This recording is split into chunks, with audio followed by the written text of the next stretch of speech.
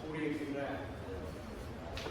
கவிஞர்கள், எழுத்தாளர்கள், திறனாய்வாளர்கள், பேராசிரியர்கள் ஆகிய அனைவரும் என்னுடைய வணக்கங்களை தெரிவித்துக் கொண்டு உரையை துவங்குகிறேன். கவிஞர்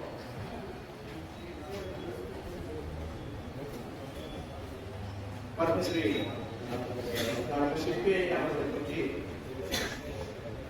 நீங்கள் அனைவரும் அறிவீர்கள். நான் கொஞ்சம் கூடுதலாக அறிவேன். இங்கே வந்திருக்கிற பேராசிரியர் பெருமக்கள், சிறப்பு அழைப்பாளர்கள் அவர்களையும் அவர்கள் அனைவரையும் வரவேற்பதில் மிகவும் மகிழ்ச்சி அடைகிறேன். குறிப்பாக சிறப்பு விருந்தினர்களை தாண்டி பார்வையாளர் வரிசையில் அமர்ந்திருக்கின்ற மேனாள் சட்டமன்ற உறுப்பினர் தமிழிசை சங்கத்தினுடைய செயலாளர் அருமை சகோதரர் சண்முகம் அவர்களையும்,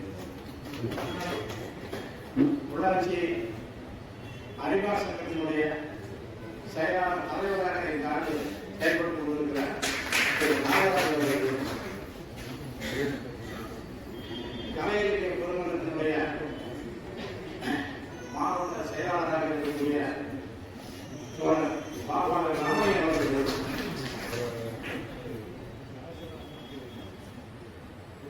அருமை சகோதரி லீலா அவர்களையும், இன்னும் உள்ள பெருமக்கள் அனைவரையும் இங்கே சந்திப்பது நீங்கள் அனைவரும் சிப்பியாக கொண்டிருக்கின்ற பேரத்தின் அடையாளமாக நான் கருதி அனைவரையும் போட்டி வாங்குகிறேன். நாசிமுத்து அவர்கள் வீட்டில் வந்து உரிமையோடு சண்டை போடுவார். அந்த அவரை உடன்படுவார் சகோதரர் மட்டுமல்ல, அவருடைய நினைவாற்றல் என்பது நான் மெக்கேலிருந்து பேரறிஞர் அண்ணாவுக்கு இணையான நிலையை நான் குறிப்பிட விரும்புகிறேன். அவரோட உடனடியோடு குறிப்பிடுவது நான் பெருமை அளிக்கிறேன். எனக்கும் சிற்பியாவுக்குமான தொடர்பு என்பது சரியாக சொல்வது சொன்னால் 1963ஆம் ஆண்டிலிருந்து தொடங்குகிறது. இன்று வரை அந்த நட்பும் அந்த தோழமையும் அந்த பாசமும் தொடர்புகளே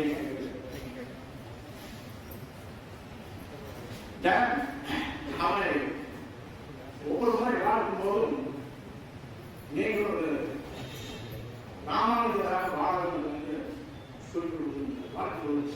ஏன் அப்படின்னா ராமனுடைய மேல் அவரோட பிரியமுடையவர், மதிப்புடையவர். ராமானுஜர் ஒருவர் தான் 120 ஆண்டுகள் வாழ்ந்ததாக சரிபார்க்கிறது. இன்னும் 150 ஆண்டுகள் வாழ்ந்ததாக, திருமூலர் 300 ஆண்டுகள் வாழ்ந்ததாக எல்லாம் கேள்விப்படுகிறோம். ஆனால் அதற்கு வரலாறு இல்லை. அதுபோல ராமானுஜரை ஏன் அவர் கொண்டாடுகிறார் என்று சொன்னால், 1000 ஆண்டுகளுக்கு முன்னால் தீண்டாமைக்கு எதிராக, தீண்டாமையை சனாதனத்தை ஆதரித்து நின்ற, அதை அரசு சமயமாக மாற்றி வைத்துக் கொண்டிருந்த ஒரு காலத்தில் அந்த குலத்திலே பிறந்த ஒருவர் இந்த சனாதனத்தை எதிர்த்து தீண்டாமை ஒழிப்பதற்கு கண்வணங்கி, அதனால் இந்த நாட்டிற்கே அவர் வந்து மைசூரை போய் வாழ்ந்த காலம் ஒன்று இருந்தது. அது மட்டுமல்ல, ராமானுஜர் டெல்லி சுல்தானை போய் பார்த்து அங்கே இருந்து அந்த பயண குடும்பத்தை மேல்கோட்டைக்கு கொண்டு வந்து சேர்த்து பண்ணக்கூடியவர். அதனால் அவர் ராமானுஜரை மிகவும் போட்டி பாராட்டுவார். நான் என்னுடைய பெயர் ராமானுஜன், அவர்களுக்கு தெரியாது. நான் ஒரு பயணம் ஸ்டார்ட் பண்ணுவேன்.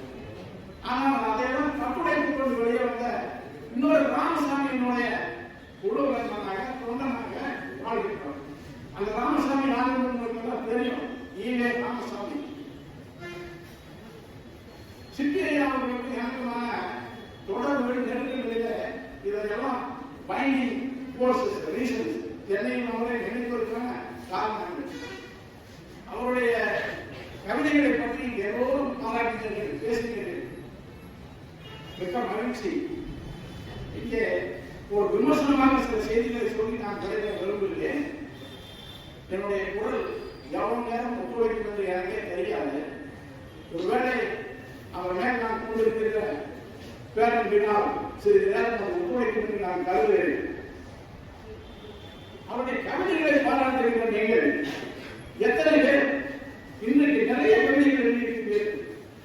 பொள்ளாச்சி இறக்கி வட்டம் என்பது எங்களுக்கெல்லாம் மிகவும் ஆதர்சமாக போற்றுதலுக்குரிய ஒரு இயக்கமாக இன்று பொள்ளாச்சியில் நடைபெற்றிருக்கிறது. எங்களால் நானும் சிக்கியவர்களும் 1990களிலே மக்கள் எழுத்தாளர் மன்றம் என்று நடத்தணும். மக்கள் எழுத்தாளர் மன்றத்திலே பேராசிரியர் பொள்ளாச்சி மகளிர் கல்லூரியினுடைய முதல்வர் நமஸ்காரம் அவர்கள் தலைவர், அடுத்த ஆண்டு நாங்கள் சிக்கியவர்கள் தலைவர், நான் தொடர்ந்து செயலாளராக 5 ஆண்டுகளுக்கு பணியாற்றி இருக்கிறோம். எங்களால் அது சாதிக்க முடியவில்லை. எமர்ஜென்சி வந்தபோது அந்த இயக்கத்தை நாங்கள் மூடி வைக்க வேண்டிய ஒரு கட்டளைக்கு தள்ளப்பட்டோம்.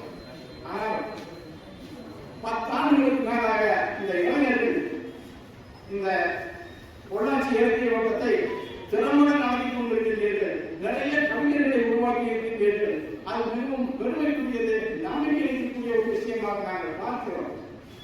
இந்த இயக்கம் இன்னும் பல ஆண்டு, அப்பொழுது அம்மா பல்லாண்டு என்று பாடினார்கள். மிகவும் இனிமையாக இருந்தது.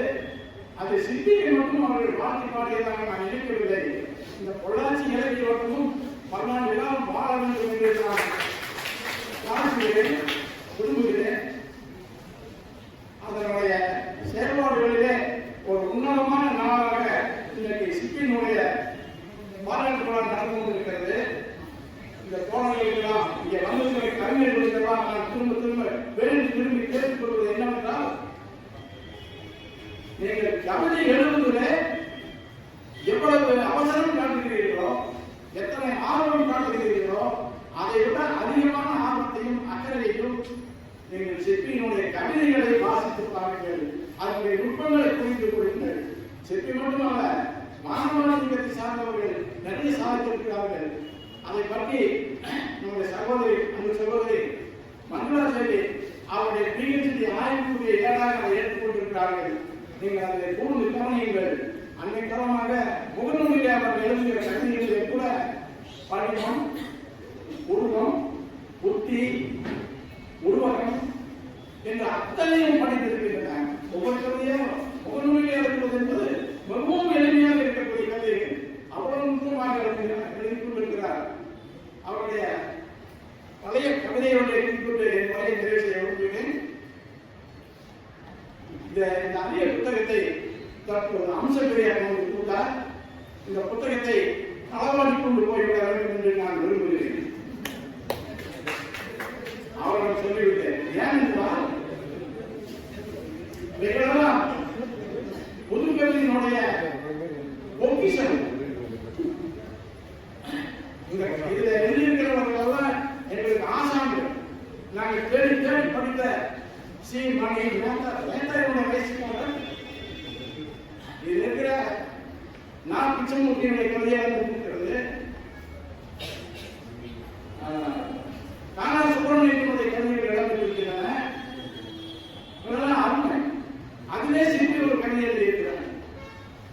இந்த கவிதையோடு நான் நிறைவு செய்ய விரும்புகிறேன். சிகரெட் என்ற ஒரு கவிதை எழுதியிருக்கிறார். அந்த கவிதையை நான் ஏற்கனவே படித்த கவிதை தான் இப்பொழுது இங்கே குறிப்பிட்டு வருகிறேன். அந்த கவிதையிலே நிறைய சொல்லிக் கொண்டு வருகிறார். கடையில் வெள்ளை உடையில் இருந்து பின்